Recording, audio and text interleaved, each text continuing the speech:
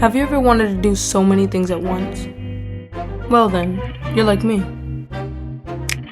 From stop motion animation, painting, playing guitar, learning the Rubik's Cube, learning magic tricks, well, technically half-assed card tricks, building my own customized dresser that's specifically made for my room that's just honestly weird looking, but it's pretty cool. And all these things can be a pretty cool party trick to show off, if I went to parties. As an introverted artist, I decided to use my time, my free time, to basically just learn different things. But when you have all these creative outlets, all these things and ideas can come to mind, but it can be too much to handle. So recently I've been in conflict with something. Whether or not I should drop some of these side quest hobbies that I picked up along the way. But why would I? All these things are way too dope to just leave behind. So I came up with an idea to sort of merge these ideas together.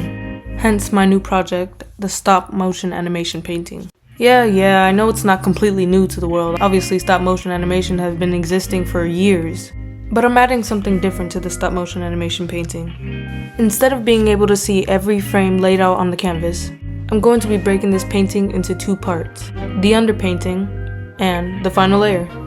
This video will be part 1 of this painting. I'm basically just going to be breaking down my entire process on how I began creating it and the steps that I took in order for me to approach something completely new. It was a lot of time, to be honest. Personally, I like to consider myself an intuitive artist. In order for me to break down this painting, I had to use the grid method.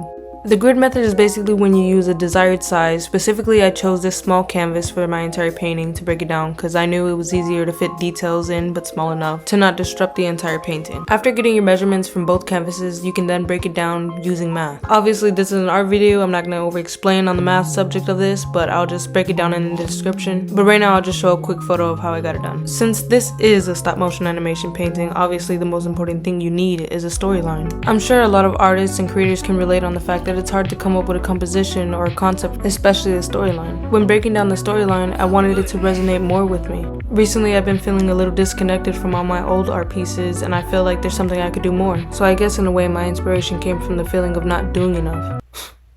Fucking perfectionism. But look, an idea was born. Before I began the storyline, I already had a stop motion animation drawing in my sketchbook, and it basically was just me tossing up a coin. No references, just still and pretty much dull. As simple as that concept may seem, someone just tossing up a coin, I felt really attracted to that idea, and that was my beginning of the entire storyline. And I truly believe that when you have an idea to start out with, everything after that just comes and flows easily. As you can see, this is the sketching part of the storyline, visually putting down ideas just to see if it plays out. So to begin, the idea of this storyline was basically surrounding the concept of a coin toss. How there's two sides to every coin. Like us. Wait, I'm not saying we're coins. I'm saying that there's two sides to every human being. The one we choose to present to the world and the one we keep to ourselves. And then sometimes there's a middle ground. A space where you're just yourself and nothing else matters in that moment. And a lot of times we have these self-reflective moments, but they're fleeting. This is the thought process that has been repeating in my mind for quite some time now. After all my years of practicing art, I feel like I'm confident enough to actually convey it and put it onto canvas. During this entire video, you're going to see some changes here and there regarding the storyline. I'd like to also emphasize that when it comes to an idea, sometimes things change, and it's probably for the best because it was probably shitty in the beginning. Now with the rough sketch storyline out of the way, my next step in breaking down this entire painting was actually coming up with my own references. Since my storyline was something that I created with, I had to make my own references regarding using myself technically. I'm still sort of new to stop motion, but I know that if you have a camera and you are able to transfer it to 60 frames per second, then you can break down the video footage on camera or on your phone and slow it down. When you have more frames per second, it's a lot more easier to select which photos you want to choose. If it was at 24 frames per second, which is what people normally choose when recording a video, when slowing down the image, it can actually look a little bit more choppy and harder to select photos just because there's not enough frames when you slow it down. I basically transferred my videos from my camera to my laptop, and I slowed it down and edited it in CapCut just to break it down a little bit more easier for me, so when I was able to sketch it, it was easier for me to select what photo I wanted. After I broke down the videos and I got my reference photos, I used the same grid method that I did for my canvas, and I applied it to my sketchbook paper. I mainly did this because I was scared to make any mistakes on my canvas, and it's kind of hard to go back when you make a mistake on a canvas. In total, there are 357 squares that I had to do on my sketchbook paper and on the canvas as well. It's a lot of work, I'm not lying to you. And I don't know whether to thank coffee or some sort of late night my adrenaline, but I immediately got it done in 3 days. That's including the sketching on paper and the sketching on canvas as well. So in total, that's 714 drawings. What the fuck? Nah, just playing. This shit was actually pretty fun. And to those who may think, what do you mean fun? Like I said in the beginning, a lot of the times I'm really impulsive and I like trying something new. So when something new happens, it excites me. I'm on the 3rd page as of now, and this is where the storyline sort of changes, like I said it would. But since it was constantly changing, I needed a way to make sure the storyline was still smooth in a way. So I decided to take individual photos of each frame and play it on my camera roll just to see if it actually went smoothly. After finishing sketching everything on paper, now it was the time where I actually had to basically do everything on canvas all over again. Like I said, this is a very time-consuming project, but what project isn't? Yeah, you know how I said I was excited? Yeah, this was the turning point when I actually started to feel a little off about the painting.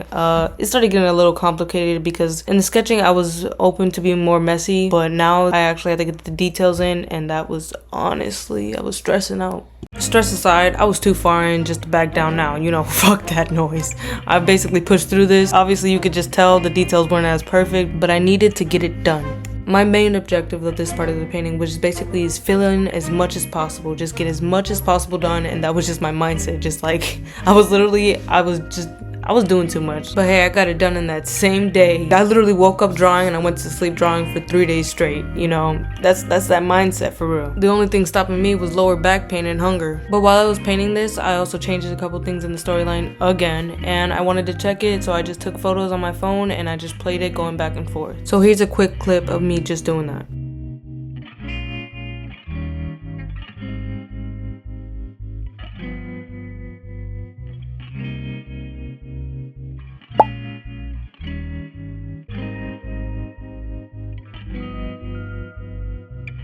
I was basically just going back and forth and looking at my sketchbook, taking photos, scrolling through my camera roll, making sure everything was perfectly fine, and just kind of doing that over and over and over and over and over and over and over again. Talking this fast kind of makes me feel like I'm rapping, so I'm just gonna let you guys see this entire process.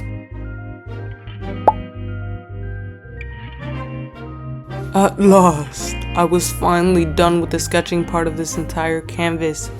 And I was so happy, and I was just so excited to get that fixative spray and just get it ready for the oil painting. Yeah, fixative spray is pretty toxic, so I went outside, it was raining, so it basically was just half in and half out, and I waited, I think I did about 3 coats, but that thing came out clean. I was a bit nervous sort of putting on oil painting after all that hard work onto the pencil drawing, just because I didn't know if it was going to be transparent enough for me to see, but you know, you just gotta test it out, test the waters, and see if it fucks up or not. After prepping the panel with linseed oil and laying out the paint, I started just throwing burnt umber all over the canvas and just hoping it thins out with Gamsol. Then using burnt umber, I started adding values to bring out details in the painting. With this specific part of the painting, I just wanted to break it down into simpler steps by adding just 2 values, light and dark. Instead of starting from top to bottom, I randomly painted wherever I wanted, especially the hardest parts that I wanted to get done first, just because I did not want that to be something I had to come face to face with at the end. The thought of coming so close to completion just to be prolonged by something as much as a difficult phase that I have to bring details into. So yeah, let's not do that. Technically, this underpainting has an underpainting and another underpainting. It's a little too complicated. What I'm trying to say is technically this painting had 3 underpaintings in total. The first stage basically just working with burnt umber only. The second stage bringing out the values with light and dark, and then the third stage refining all the details. When I say light and dark, I'm basically working with titanium white and burnt umber. Now that last stage was something else. I thought creating 714 drawings was time consuming. No. Refining the details in every single drawing is a lot more time consuming than duplicating that just by sketching. The reason why I needed this third stage to be, well, perfect doesn't exist, but damn near perfect, was because I'm doing a surface layer of this painting in color, and I need this underpainting part to show as much as it can, especially since they're only 2 inches. Now working with that small little thin brush, I ended up breaking it because I don't think it can handle, I guess it didn't handle this painting as much as I thought it would. I still ended up using the nub for the smallest of details. This specific row of the painting, I ended up at this face, and I somehow got stuck on it just because I didn't know what emotion to go towards, whether I wanted it to be in this sort of grief, happiness, or just overall mixture of both. The reason why this face was such an important transition in the painting is because it sort of brought an emotional change within this piece. Now here's a time lapse of me painting and tweaking out because I've been painting for long consecutive hours and it's finally getting to me.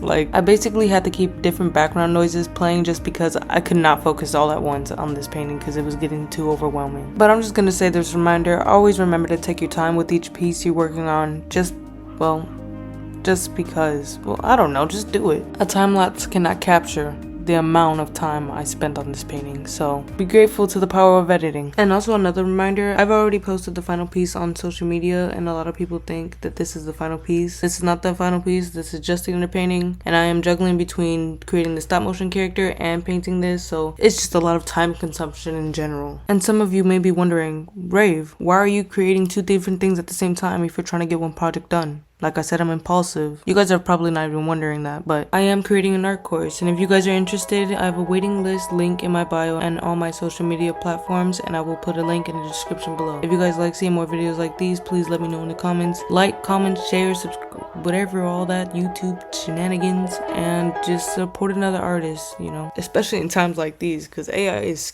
scary close. Anywho, here's the final look of the underpainting.